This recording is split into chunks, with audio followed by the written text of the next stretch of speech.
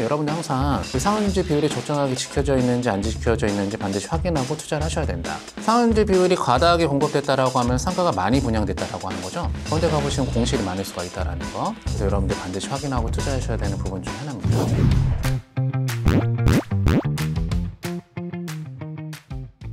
자, 마지막으로 신도시 상권에 대해서 말씀드리도록 하겠습니다. 신도시 상권, 우리나라 이제 대표적인 신도시들의 상권은 어떤 걸 보고 투자를 해야 되는가? 우리가 신도시 상권에다가 상가 투자하실 때는 반드시 아셔야 되는 개념이 있습니다. 그게 바로 뭐냐면은 신도시의 상업용지 비율이라는 거예요. 그 전체 신도시 면적 중에 상업용지가 몇 프로 정도 되는가를 보는 걸 신도시 상업용지 비율이다 이렇게 얘기를 합니다. 여러분이 생각하셨을 때는 그 상업용지 비율이 한 몇 프로 이내로 들어가야 적정하다 이렇게 생각이 되십니까? 그게 바로 5% 이내로 들어가야지 적정하다 이렇게 얘기를 합니다.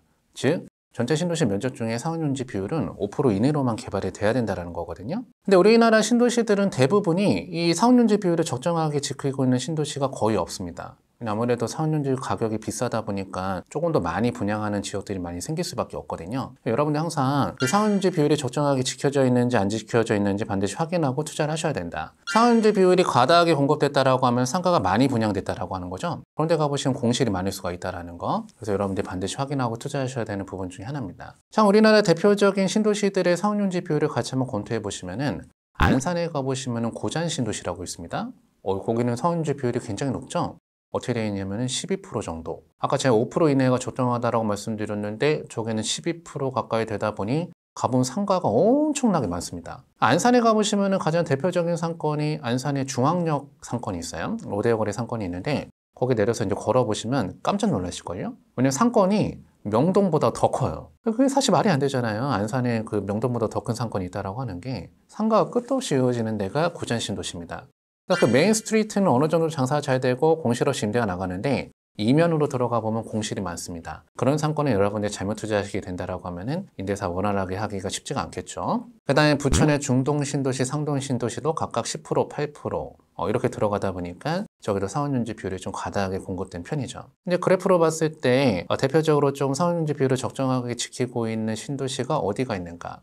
일단 눈에 띄는 신도시 중에 하나가 평촌 신도시. 그러다 보니 평촌 신도시 가보시면 상가들의 장사가 잘 되다더라. 상업용지 비율이 적정하게 공급이 되어 있으니 이 평촌 신도시의 가장 대표적인 상권은 범계역 상권입니다. 범계역 마세거리 상권에 가보시면은 장사가 굉장히 잘 되는 모습을 보실 수가 있을 거예요. 밤새도록 막 술 먹고 막 잘 돌아가는 상권입니다.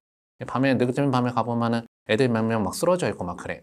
그런 상권이 좋은 상권이에요. 여러분 사실 상권 분석을 잘하고 싶으면은 밤에 많이 나가야 돼.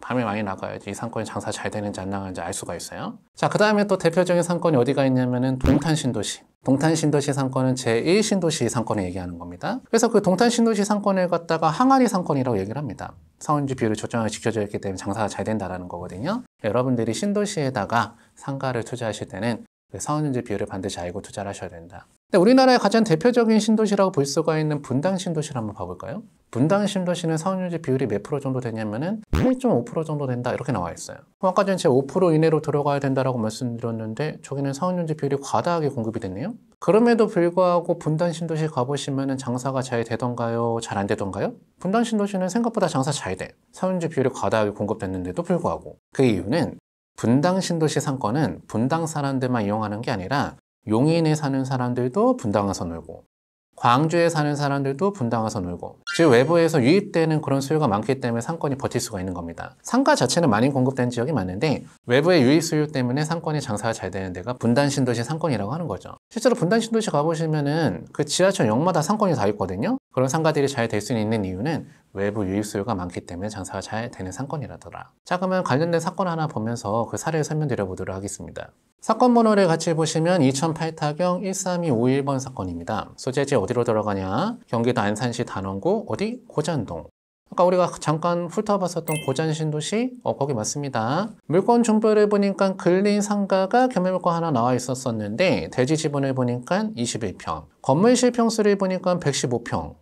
실평수가 어마어마하게 큰 상가가 경매가 나왔던 사건이었었다라는 거죠.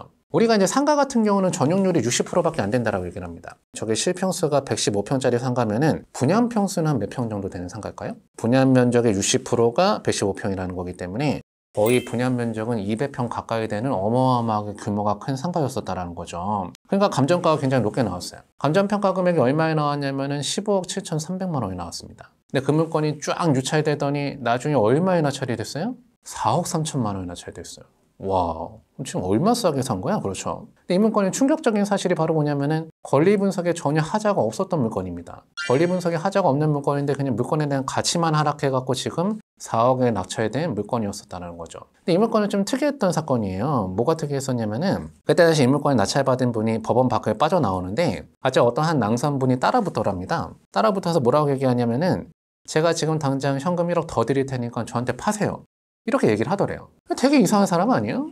그럴 거면 자기가 입찰 들어오지 왜 그런 짓을 하는지 모르겠는데 사람 마음의 심리가 누가 그렇게 얘기를 하잖아요? 안 팔고 싶어져. 뭔가 마음속으로 잘 받았나 본데? 대박인데? 막 이런 마음이 든단 말이에요. 그렇죠? 안 팔았어요. 그때 당시 이제 어떤 물건을 낙찰받았던 사례였는가? 일단은 지도를 먼저 한번 봐보겠습니다. 지도를 보면서 위치를 같이 보면은 안산의 그 중앙역 상권, 아까 제가 말씀드렸죠? 그 중앙역 로데오 거리 상권에 위치하고 있었던 상가 건물 물건이었습니다. 자, 그럼 이 중앙역 상권이 얼마나 큰지 로드뷰를 보면서 한번 구경 한번 해볼까요? 아까 전에 제 사원용지 비율이 과다하게 공급된 지역이라고 말씀드렸잖아요. 로드뷰를 한번 봐보면 와, 여기가 상권이 와, 뭐, 장난 아니죠? 여기 완전 유흥으로 특화되어 있는 상권처럼 보이는데 이런 상가가 끝도 없이 이어져요. 와, 여기 상권 대박처럼 보이잖아요. 그렇죠? 그런데 저 멀리 보이는 저기까지 상가가 계속 연결되어 있습니다. 상권이 어마어마하게 크죠. 여기가 장사가 다 잘 되겠는가? 아니라는 거죠. 그러다 보니까 여러분들 이렇게 상업용지 비율이 과다하게 공급된 지역은 공실의 위험성이 크다라는 걸 반드시 인지를 하고 투자를 하셔야 되겠습니다. 거기에 어떤 물건이 겸해물건 나왔던 사건이었는가 사진 한번 같이 봐보면 이 밑에 층수까지는 다 오피스텔 건물이고요. 그 가장 최상층에 이 스카이라운지 있잖아요. 이 스카이라운지 전체가 겸해물건 나왔던 사건이었어요. 그러니까 이제 면적이 상당히 컸었던 거죠. 계양도를 한번 봐보면은 1501호, 1502호가 전체가 다 나온 거기 때문에 15층 전체가 다 겸해물건 나왔던 사건이었다. 그럼 그때 당시 어떤 용도로 활용하고 있었던 상가였는가 같이 내부 사진 한번 봐보면은 이렇게 사용하고 있었던 물건이었다. 왜 장사가 안 됐는지 알겠죠? 그렇죠? 이게 컨셉이 좀 애매해. 이게 7080이야, 8090이야, 그렇죠? 저 뭐 하는 가게처럼 보이십니까? 그러니까 그 라이브 카페를 운영하고 있었던 그런 물건처럼 보이는데 일단은 저 소파가 별로 앉고 싶지가 않아요. 그렇죠? 왜 소파를 저런 걸 갖다 놨지? 그렇죠? 내부를 보니까 컨셉이 좀 애매하죠. 그러다 보니까 이제 장사가 좀 잘 안 돼갖고 이제 경매로 나왔던 상가였는데 이 상가는 스카이라운지로 들어가 있었던 물건이다 보니까 뭐는 좋았겠습니까? 이 전망은 끝내주던 상가였었다. 이 상가에서 바라보는 전망이 어떻게 나오는 물건이냐면요. 이렇게 나오는 물건이에요. 그럼 저 뷰에 대한 가치를 갖다 잘 활용해서 건물을 살릴 수만 있다라고 하면은 이 상가의 기대 가치를 살릴 수가 있는 그런 물건이었었다. 원래 상가 경매는요. 이렇게 망한 걸 잡아갖고 살려서 팔았을 때 큰 돈을 버는 거예요. 그렇죠? 여러분들 이런 물건은 아이디어가 중요하다. 과연 저 스카이라운지에서 뭐를 한번 해볼 것인가? 자, 여러분들은 이 스카이라운지에서 뭐를 한번 해보시겠습니까? 아이템만 잘 따면 돈을 벌 수가 있는 게 이런 상가거든요. 가장 대표적으로 뭐 레스토랑을 하더라도 완전 고급으로 가던가 아까 그건 아니라는 거죠. 그렇죠? 아니면 뭐 헬스장 같은 거 한다라고 하더라도 뭐 잘 될 수가 있는 그런 헬스장이 될 수가 있겠죠. 근데 제가 이제 강의에 다니다가 학생분들한테 물어봤을 때 가장 충격적인 답변을 들었던 건 바로 뭐냐면은 어떤 분이 나이트클럽을 하시겠다. 아니 스카이라운지에다 나이트클럽 왜 하지? 그렇죠? 나이트클럽은 지하로 내려가야 되는데 그렇죠? 이 나이트클럽 들어가면은 되게 바빠요. 전망 구경할 시간이 없어요. 그러니까 나이트클럽 하는 것보다는 다른 거 하는 게 좋겠죠. 그때 당시 이 물건을 낙찰받았던 분이 이 물건을 이제 어떤 식으로 개발했던 사건이냐면은 예전에 여러분들 혹시 기억하실지 모르겠는데 규모가 있는 상가들이 예전에는 고시원으로 많이 개발이 됐어요. 옛날에 고시원들이 많이 생겨났었던 그런 시절이 있었거든요. 이때가 딱 그 시절입니다. 경어리가 큰 상가, 망가진 상가를 사서 고시원으로 개발해서 파는 게 인기가 많았던 그런 시절이었어요. 그 당시에 이 물건 낙찰받은 분도 고시원으로 개발을 했던 사례입니다. 저 상가를 고시원으로 개발하니까 룸 개수가 30개 가까이 나오더만요. 고시원이 원래 방 한 칸당 그 면적이 작다 보니까 방 개수를 굉장히 많이 뽑아낼 수가 있는 게 고시원이다. 그때 당시 방 개수 한 30개 정도 나오는데 월세가 방마다 얼마 나오냐면은 35만 원씩. 그런데 그 방에서 바라보는 전망이 이렇게 나오는 물건이다 보니까 임대가 잘 나갈까요? 임대가 잘 안 나갈까요? 임대 잘 나가겠죠. 30개 되는 호실이 35만 원씩 만실이었거든요. 한 달에 들어오는 수입이 얼마 정도 되는 겁니까?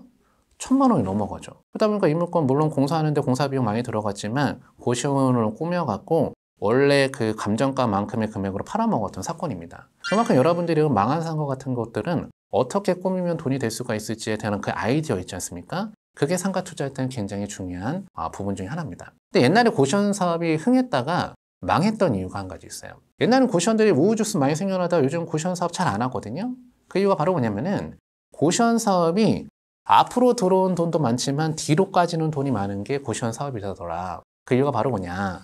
방 한 칸당 35만 원씩 월세를 받을 수 있는 건 맞아요. 근데 그 방마다 계량기를 달아서 그 사람들한테 공과금을 별도로 받을 수가 있을까요? 못 받을까요? 그거 한다라고 하면 안 들어옵니다, 월세. 그러면 이제 전기수도세는 누가 부담해야 되냐면은 고시원 운영하는 사람이 부담하는데 거기 들어와서 월세를 사용하는 친구들이 전기랑 수도를 아껴 쓸까요? 안 아껴 쓸까요? 안 아껴 쓰죠. 여름철 같은 경우는 밖에 나갔다 들어오면 집이 덥다고 에어컨을 켜고 나가버려요. 그럼 그 전기세, 수도세 어마어마하게 많이 나오겠죠? 또 한 가지. 혹시 예전에 여러분들 그 고시원 불타갖고 학생들이 조금 뭐 참사를 일어났었던 그런 사건들 기억하시죠? 그때 이후로 소방법이 강화가 됐어요. 고시원 사업을 하려고 하면은 천장을 다 뜯고 방마다 스프링클러를 다 설치를 해야 돼요. 그 공사 비용이 만만치 않겠죠. 고시원 공사를 할 때는 공사 비용이 많이 들어간다는 거. 마지막으로 고시원 임대가 잘 나가려고 하면은 애들이 라면 같은 거 끓여 먹을 때 밥을 같이 먹을 수 있도록 밥을 해놔야 되거든요.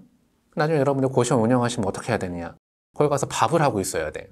약간 이제 현타가 오는 거예요. 집에서 밥하는 것도 귀찮아 죽겠는데 거기 가서 밥을 하고 있으면 내가 무슨 부귀 영화를 누리겠다 여기 와서까지 밥을 하고 있는가 이런 이제 자괴감이 든단 말이에요. 그 뒤로 이제 고시원 상황이 망하게 된 거죠. 옛날에는 고시원들이 굉장히 우후죽순 많이 늘어났었지만 요즘 옛날만큼은 많지 않다라는 거. 자, 그러면 여러분들이 투자하실 때 성공하는 상가와 실패하는 상가는 어떤 것들이 있는가를 마지막으로 살펴보도록 하겠습니다. 가로 1번 한번 봐보면 버스 정류장이나 지하철역이 있는 대로변의 상가. 네, 두 번째로 보니까 주차시설이 있는 곳의 상가. 이 주차시설이 있는 곳의 상가, 이거 굉장히 중요한 개념 중에 하나죠. 특히나 주차 대수가 부족한 이 신도시들 있잖아요. 그런 데에 있는 상가들 같은 경우는 주차시설이 있고 없고가 굉장히 큰 차이가 벌어질 수밖에 없습니다. 네, 세 번째는 대형 고층 사무실보다 소형 저층의 인근에 위치한 상가. 아까 말씀드린 내용이죠. 네 번째, 젊은 여성들이 비교적 많이 모이면서 갖춘 편의시설이 있는 곳의 상가. 다섯 번째, 접근이 용이한 상가.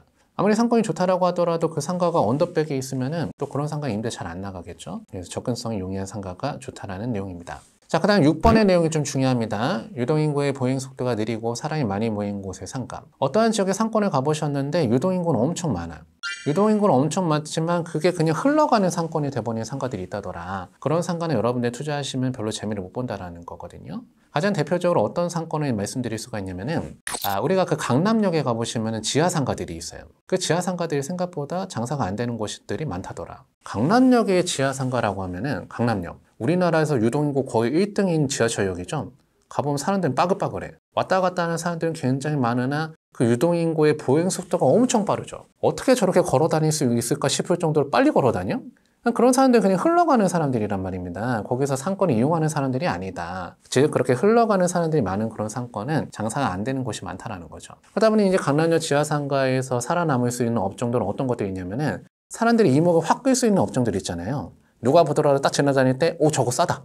그런 업종들만 살아남을 수가 있거든요. 그러다 보니까 강남역 지하상가에 가보시면 무슨 가게가 많은가? 일단 첫 번째로 여자분들 옷가게가 많아요. 그 옷가게에 옷을 되게 싸게 팝니다. 원피스 한 벌에 5,000원에 팔기도 하고 막 그래요. 그 다음에 또 많은 가게가 뭐가 있냐면은 강남역 지하상가에 가보면 핸드폰 가게가 많아요. 핸드폰, 와, 싸다. 이렇게 붙어 있거든요.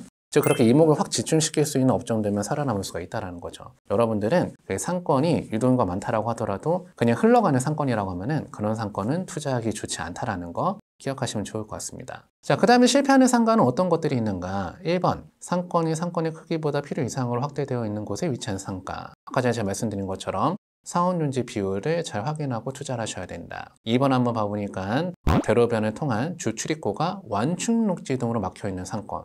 이거 중요한 개념 중에 하나입니다. 우리가 이 도시 지역은 녹지 비율을 갖다가 유지하기 위해서 완충 녹지들을 갖다가 설정해 놓거든요.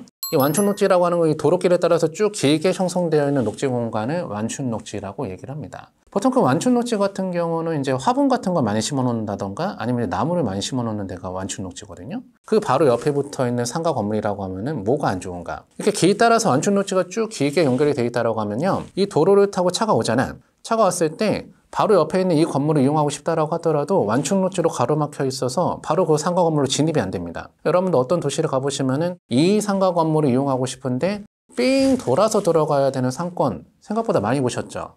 그런 상권이 완충로지로 가로막혀져 있는 상권입니다. 그런 상권은 상권과의 접근성이 떨어지는 그런 요인이기 때문에 완충로지로 가로막혀 있는 상권은 여러분들이 좀 피하시는 게 좋다라는 겁니다. 보통 그 완충로지 아까 제가 말씀드린 것처럼 화분이 많이 심어져 있거나 나무가 심어져 있다고 말씀드렸는데 완충로지에 나무가 이렇게 심어져 있으면 1층 상가에서 장사하시는 분들은 뭐가 안 좋을까요?